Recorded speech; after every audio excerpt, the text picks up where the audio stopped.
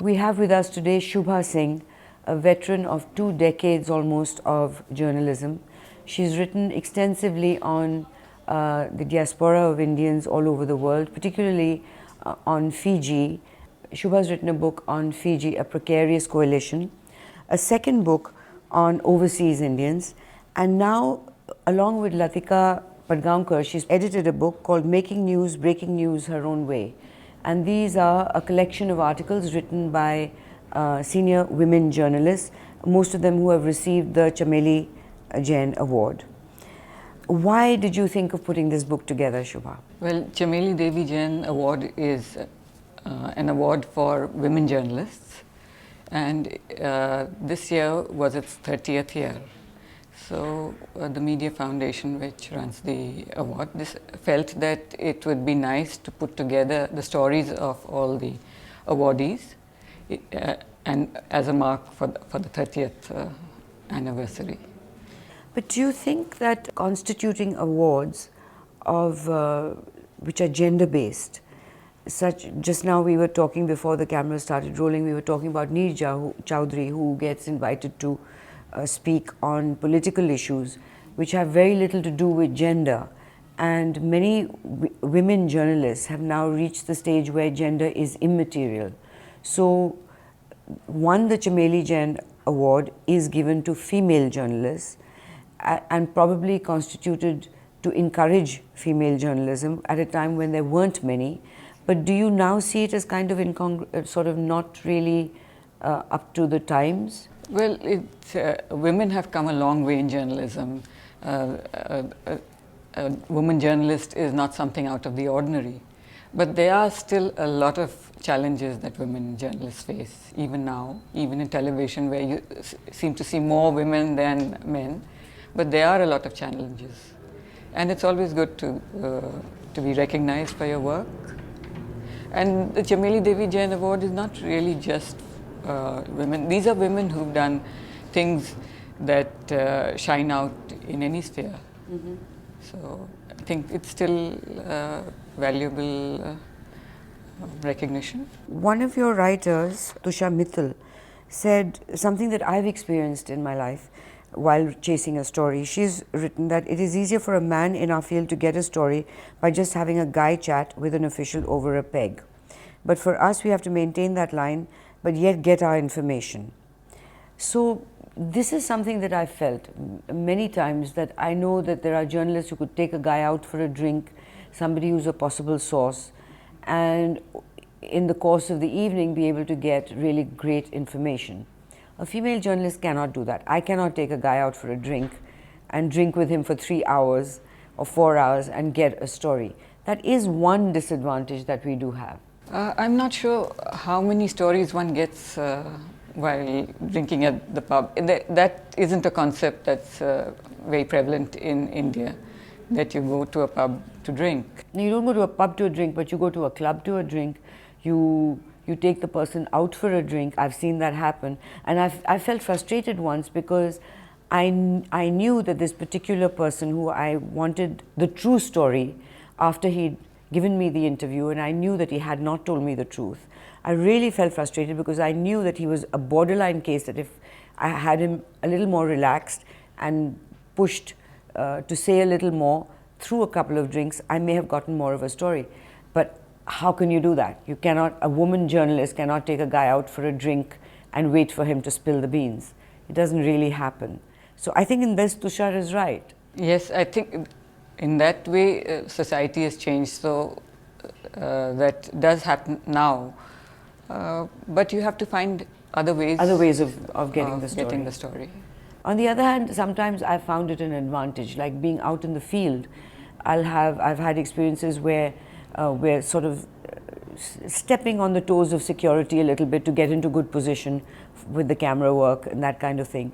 And the security people will physically push the cameraman. And I remember a time when we were in a village, we were trying to cover one of Rajiv Gandhi's rallies, and the security was pushing my cameraman, and I just screamed, "Haath mat lagao." And somehow a woman saying that made them stop in their tracks. Yes. And they stopped doing it. Mm-hmm. So I think there are advantages and disadvantages. But I think on the whole, we are now at this point, reading through the book, a lot of your writers did not actually deal with the gender situation. They actually wrote about the stories that they'd covered. Yes.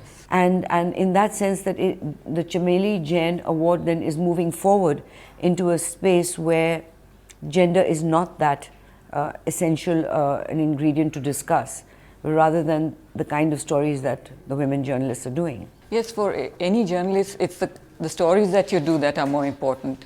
And most of the women journalists have fought against being looked at as women journalists. They want to be known as journalists, as a reporter, rather than as a woman journalist, or that terrible word, lady reporter. Oh God. Women like Usha Rai. I remember I was 16 years old when she was in Times of India, and I think 12 years old when I first heard Prabha Dutt, Barkha's mother, speak about how she had to argue her way into a job when the editor said we don't hire female journalists. And we've come a long way from that. And but these women really were sent to cover flower shows, beauty pageants, as Usha Rai has written in your book. Yes. And at that time, just being there seemed to be enough. Just having your foothold in the organization was enough. They didn't really fight to do the aggressive stories, except that it evolved in a particular way that they were, for example, I know one journalist who was given a beat which they thought would be a really what you'd call, frankly, a sissy beat, and then it becomes an important beat by sheer luck. Yes. And that happened to a lot of women. That's right. They were willing to go into areas which were not covered at all, and discover stories that were interesting, that needed to be written about. And they fought their battles within their organizations to find space for these stories. They were not aggressive that they wanted to do the prime beats. They were doing MCDs, like Usha Rai used to do a lot of stories, MCD stories, and basic going into villages, which at that time nobody was really bothering to do. That's right. And I remember her telling me that she had trouble getting a cameraman to accompany her to cover these stories. Yes. They would rather go for the VIP coverage. That's right. And that kind of thing. But we know how important the MCD is. We've just had elections, and the kind of turnout there is. It shows that people are interested. These are the things that touch their lives. So it's important. That idea was not there before people like Usha went out to do those stories. Yeah. But why do you think that it's never happened? We seem to have reached a second level block, that there has been no female editor put in charge of a full news organization. There have been many number twos. No, I think we have reached that. Kumi Kapoor was resident editor of Indian Express. She was resident editor, but she didn't run the paper. Yes, Mrinal Pandey. That's what I'm saying. They reached the second. Mrinal Pandey was editor Hindustan. So there have been occasional, but one, Mrinal Pandey. Kumi never made it to. No, not as. So there still seems to be that block. That block is there.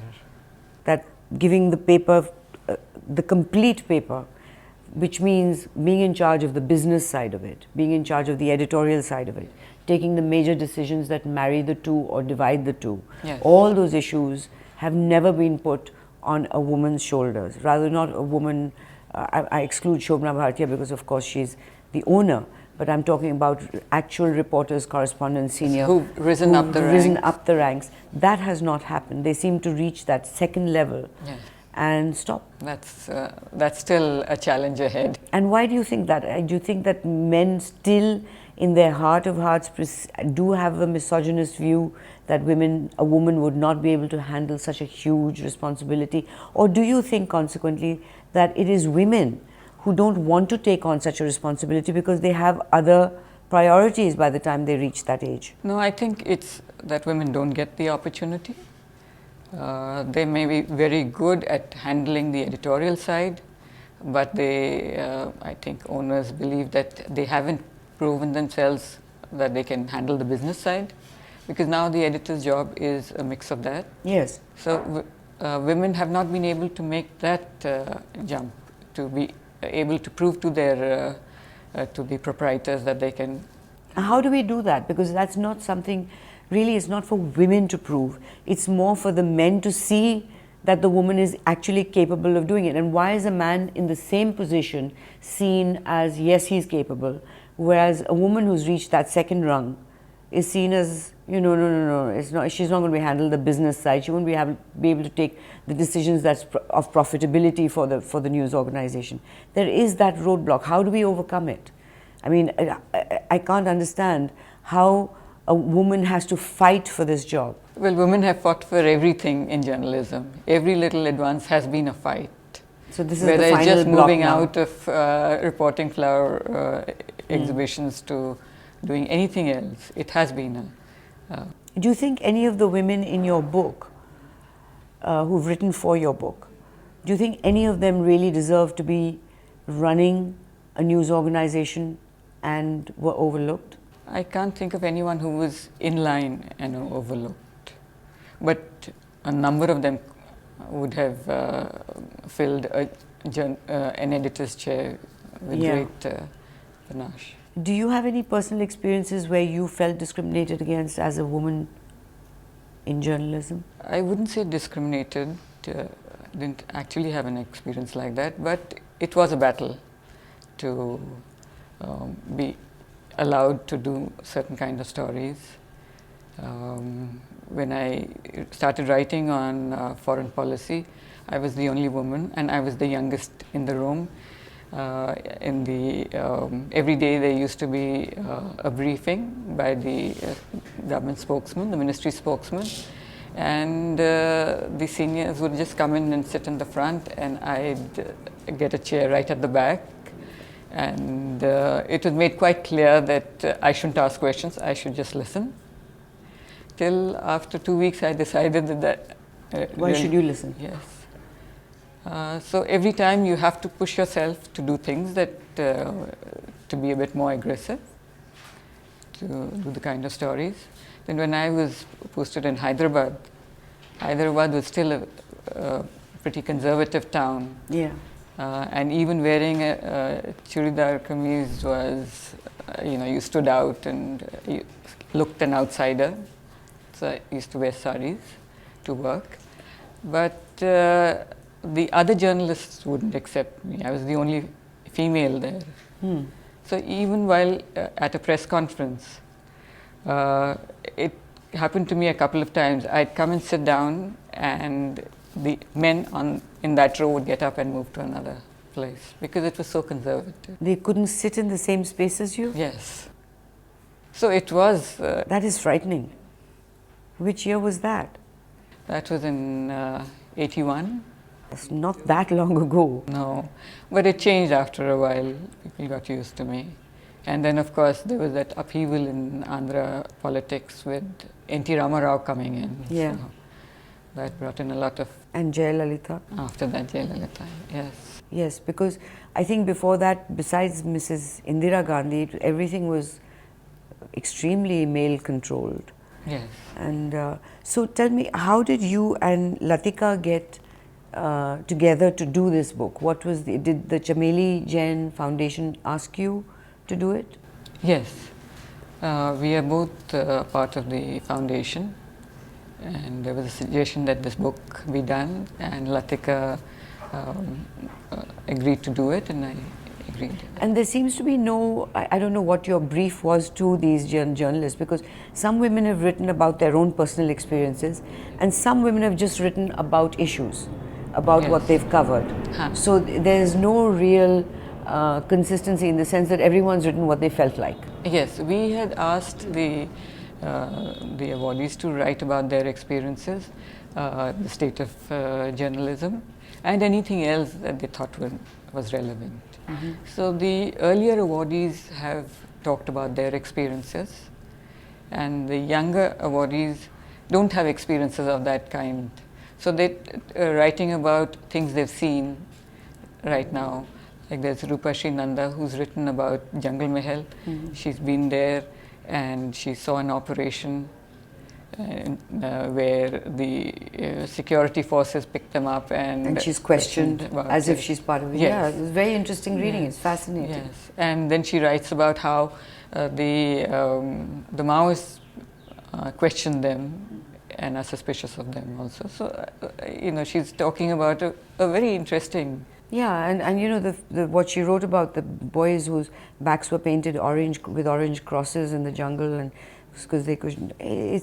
I haven't read that. That was very well written, fascinating. The story behind the story.